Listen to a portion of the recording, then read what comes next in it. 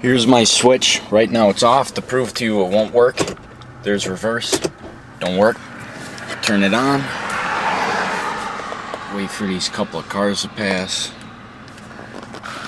And just focus on the switch real quick. It's on autofocus. Sorry about that. One more car.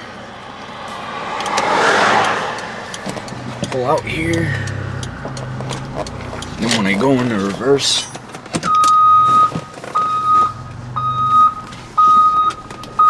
kicks on, and I can turn the rest away. So yeah, it works pretty well. Definitely attracts attention. I did it at McDonald's before.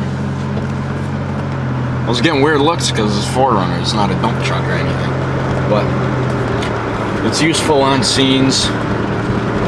I've had to use it twice now. The first night I used it, we had a call, and there's kids in driveways, so turned it on just so I didn't have to worry about them being in the way.